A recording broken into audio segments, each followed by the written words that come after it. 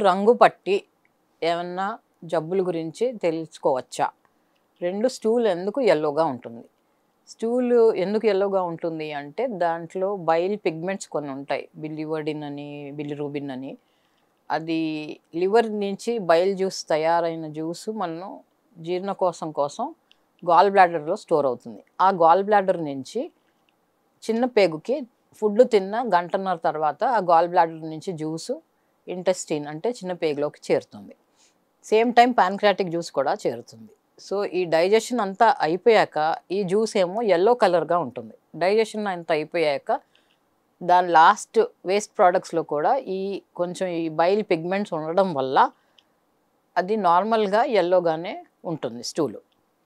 ఎందుకంటే ఆ జీర్ణం డైజెషన్ అయిపోయాక ఎండ్ ప్రొడక్ట్స్ ఆఫ్ డైజెషన్‌లో ఈ యెల్లో పిగ్మెంటు తప్పకుండా ఉండాలి. ఒక్కొక్కసారి కొన్ని జబ్బుల వల్ల స్టూల్ రంగు అంటే మలం రంగు మారొచ్చు. ఏమైనా ఇన్ఫెక్షన్స్ వస్తే డార్క్ బ్రౌన్ కానీ, గ్రీనిష్‌గా కానీ మారొచ్చు. యూజువల్లీ గ్రీనిష్‌గా ఉంటే ఏంటంటే లోపల ఎస్పెషల్లీ చిన్న పిల్లలకి అది లూజ్ మోషన్స్‌తో రావచ్చు. అది సూడోమోనాస్ అని కొన్ని ఈకోలై అని ఇలాంటి బ్యాక్టీరియాలు సూక్ష్మజీవుల వల్ల ఇన్ఫెక్షన్స్ వచ్చి అంటే ఎప్పుడైనా కంటామినేటెడ్ ఫుడ్డు, వాటర్ వల్ల రావచ్చు. లేకపోతే చిన్నపిల్లలు కనిపించిన వస్తువులన్నీ నోట్లో పెట్టేసుకుంటూ ఉంటారు. ఆ వస్తువుల మీద బ్యాక్టీరియా చేరి, ఆ బ్యాక్టీరియా నోట్లోకెళ్ళిపోయి తెలియకుండానే దానివల్ల ఇన్ఫెక్షన్స్ రావచ్చు. సో, ఇది చిన్నప్పుడు కామనే. ఇలాంటి లూజ్ మోషన్స్ వచ్చి రంగే కాదు వాసన పట్టి కూడా చెప్పొచ్చు. బాగా స్మెల్ వస్తూ స్టూలు ప్యాన్‌లో ఫ్లోట్ అవుతూ రంగు మారితే గ్రీనిష్‌గా ఉంటే డెఫినెట్‌లీ అది ఇన్ఫెక్షన్ అని వెంటనే డాక్టర్‌ని సంప్రదించాలండి. నెక్స్ట్ కొంతమంది పెద్దవాళ్ళలో కూడా చిన్నవాళ్ళలో కూడా జాండీస్ వచ్చినప్పుడు జాండీస్ అంటే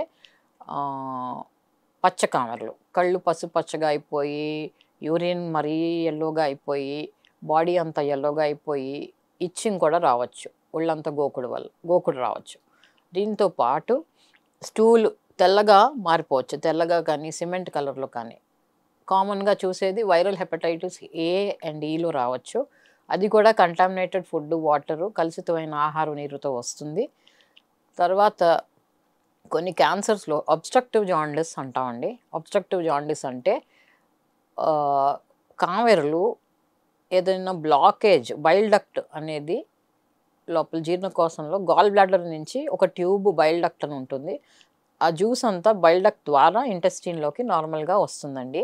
ఎప్పుడైనా ఈ బైల్ డక్ట్‌లో కానీ, పాన్‌క్రియాటిక్ డక్ట్‌లో కానీ, గాల్ బ్లాడర్‌లో కానీ, లివర్‌లో కానీ ఏమన్నా జబ్బులుండి బ్లాకేజెస్ కానీ, క్యాన్సర్‌లు కానీ ఉంటే ఈ ఆహ్, జ్యూస్ బయటకి డైజెషన్‌కి రాదు బైల్ జ్యూస్. మూలంగా మోషన్ వైట్ కలర్‌లో మారొచ్చు. వైట్ కానీ, గ్రే కానీ. ఎందుకంటే ఈ పిగ్మెంట్ అనేది డైజెషన్‌కి దొరకదు, అందదు. దెన్ మూడోదేంటంటే బ్లాక్ స్టూల్. బ్లాక్ స్టూలు ఉందంటే సడెన్‌గా జుట్టు రంగులో అంటారు పేషెంట్స్ చాలామంది. ఆ బ్లాక్ స్టూల్ సడెన్‌గా వచ్చిందంటే ఎక్కడో అక్కడ జీర్ణకోశంలో బ్లీడింగ్ అవుతుంటే వస్తుందండి.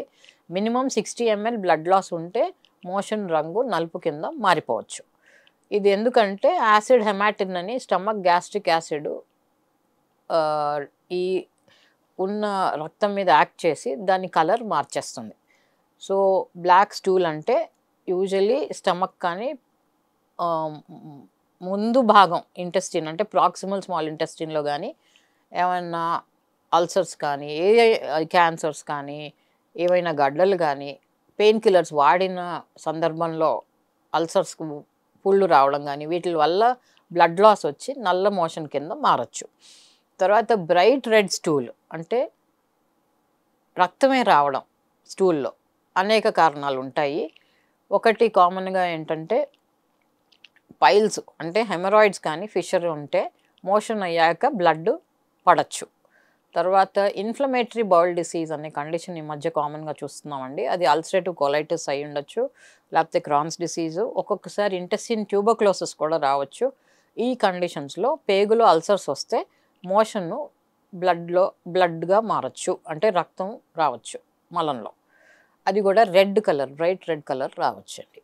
తర్వాత ఒక్కొక్కసారి cancers right side of the colon కానీ స్మాల్ ఇంటెస్టిన్లో ఉంటే మెరూన్ కలర్ బ్లడ్ వస్తుంది. అంటే మరీ డార్క్ మెరూన్ కలర్, అంటే బ్రైట్ రెడ్ కాకుండా మెరూన్ కలర్ బ్లడ్ వస్తే అది usually distal small intestine or right side of the కోలన్లో రావచ్చండి.